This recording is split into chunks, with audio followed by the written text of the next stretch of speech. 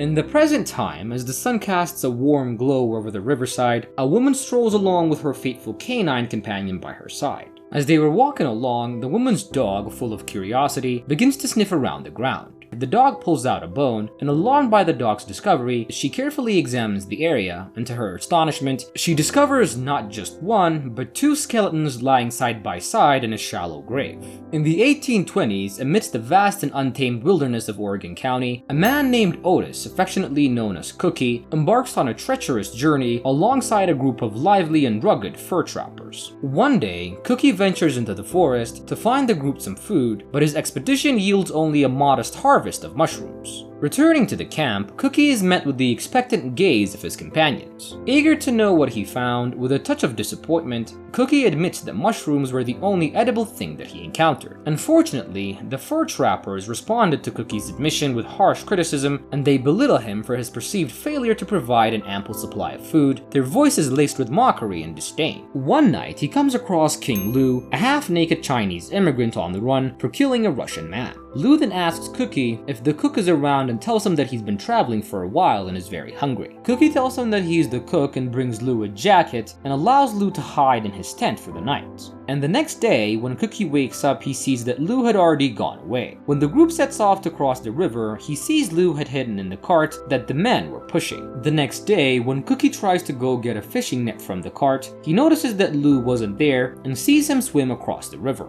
After a long and arduous journey, Cookie's group finally arrives at a fort, a much-needed break from the rugged wilderness. Cookie finds another traveler and buys a nice pair of boots from him. However, as Cookie continues his walk through the town, he soon realizes that the new boots he now wears attract an unusual amount of attention. He finds a quiet spot, sits down, and cleverly covers his boots with the legs of his trousers. Cookie resumes his exploration of the town, relieved to discover that the curious gazes and attention toward his boots have completely vanished. Cookie finds himself in a bar and overhears a group of men playing poker and talking about the first cow in the territory that's been shipped here from San Francisco. A man named William walks into the bar with a baby in his hand, and immediately he gets taunted by one of the men inside the bar. William tells Cookie to watch the baby until he's done and gets into a fight with the man. Amidst the chaos of the ongoing fight, Cookie's eyes scan the bar, searching for a familiar face. To her surprise and relief, he spots Lu sitting calmly at the corner table, seemingly unfazed by the commotion all around him. As they exchange greetings, Lu's curiosity gets the better of him, and he inquires about the whereabouts of the rest of Cookie's company. Cookie explains that most of them have headed north, their paths diverging in search of different opportunities and destinations. Lu asked Cookie where he was staying, and when he learns that Cookie had been residing in a humble tent, Lu without hesitation extends a warm invitation, inviting Cookie to stay at his house. As they make their way toward Lu's house, Cookie's curiosity gets the better of him, and he begins to ask Lu questions about his past adventures. To his astonishment, Lu reveals that he has traveled far and wide, even venturing to places like London and Africa. Continuing their journey, the two men pick up squirrels caught in the snares Lu had set.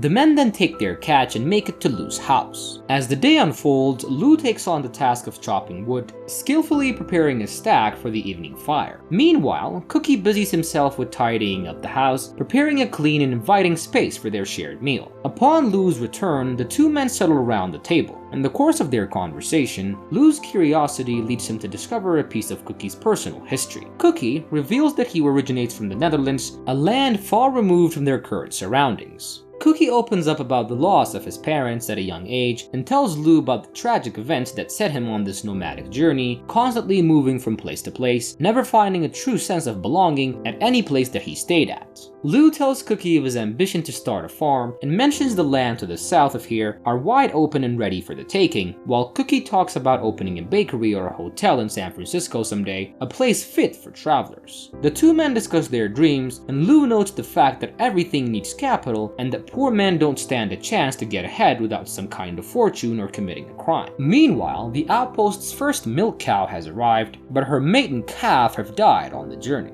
She is left unattended at night, just outside the house of the wealthiest English trader in town, the chief factor. Cookie sees the cow and mentions it to Lou, telling him that he'd love to have some of that milk to bake cookies and scones, mentioning that he's tired of all the water bread that he's been having. Lou asks how long it takes to milk a cow, and when Cookie replies that it won't take long, the two men set off at night and come back with a bucket full of milk. The two manage to get enough milk to make a batch of buttermilk biscuits, and Cookie was unsatisfied with the results, wishing that it could be sweeter, but Lou points out that they're far better than anything on the outposts and suggests that they make a fortune selling it. Lou then suggests that they go out to the market with the next batch, and when Cookie mentions that it would be dangerous, Lou mentions that anything worth doing is. Excitement fills the air as Cookie and Lou proudly present their first batch of sweet, oily cake at the market. Curiosity peaks amongst the customers, and when asked about the recipe, Lou playfully guards it as a Chinese secret, adding an element of intrigue to their creation. The initial taste testers are instantly captivated, their enthusiasm evident in their eagerly request for more serving. This sparks a spirited bidding war for the last remaining cake, and word of the extraordinary cake quickly spreads throughout the market like wildfire, attracting a growing crowd of eager customers. Day after day, a line forms as the men eagerly await their turn to experience the irresistible treats before they're inevitably sold out. One day, a big man shoves a smaller man aside for the last cake, and Lou does not object, only caring about the money. As they get richer, they decide that it's safer to store their money in a tree than to take it to the bank. The following day, a member of the chief factor's entourage arrives with a message urging Cookie and Lou to set aside a portion of their delectable cakes. And the reason becomes clear when the chief factor himself visits them. With a discerning palate, he samples their cakes, savoring each bite with a thoughtful expression. Impressed by Cookie's culinary skills, the chief factor makes a special request. He asks Cookie to prepare some clafouti, a favorite dessert of a highly esteemed captain whom he hopes to impress during their upcoming meeting. They go home when Cookie starts working on the cake, using blueberries given to him by the chief, and the next day, Lou and Cookie proudly deliver the clafouti to the chief's house. The chief introduces the clafouti to the captain, and the captain asks Cookie how he came to these parts, and Cookie replies that he'd been with a group of men that were hunting beavers for their pelts. In a display of seemingly gracious hospitality, the chief extends an invitation to the captain, offering a steaming cup of Chinese black tea infused with a hint of cream. Engaging in conversation, the chief shares his disappointment over the underwhelming milk yield of his cow despite its impressive lineage and breed.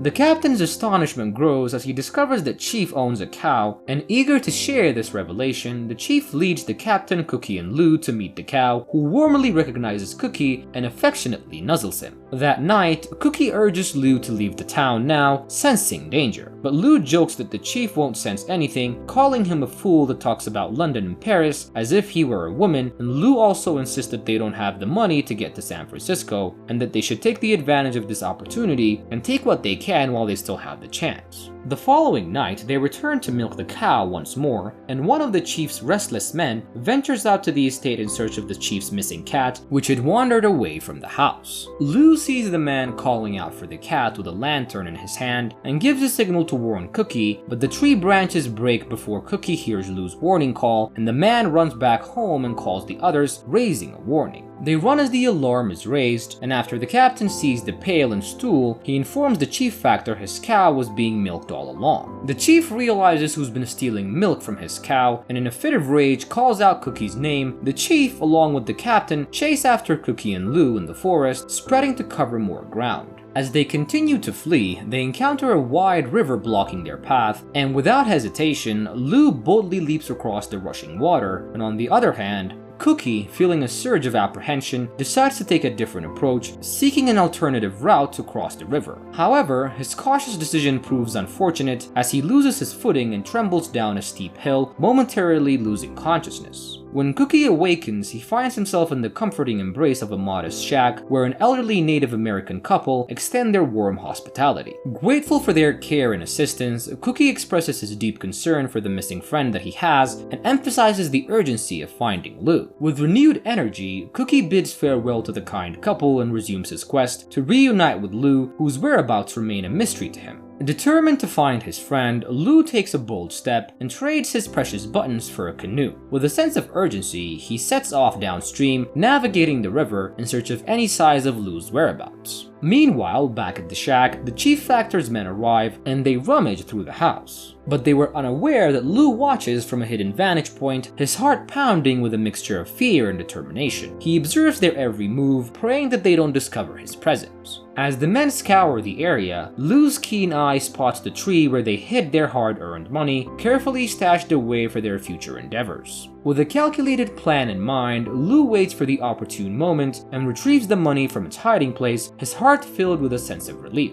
As Cookie makes his way back to the shack, his path takes him past the sprawling estate of the Chief Factor, and along the way, he catches a glimpse of the once free-roaming cow, now confined with a fenced enclosure. But what Cookie didn't know was that his presence did not go unnoticed. A slight man whom Lou had previously overlooked in the bustling market spies on Cookie from a distance. The man then decides to follow Cookie, his grip tightening around the rifle that he carries. Cookie finds Lou at the shack, and Lou suggests that they catch the next boat south, but Cookie couldn't keep up through the woods and lies down, clearly fatigued. Lou tells Cookie that they'll be safe and promises to keep watch, then lies beside him and reassures him and closes his eyes. And that is how the movie comes to an end.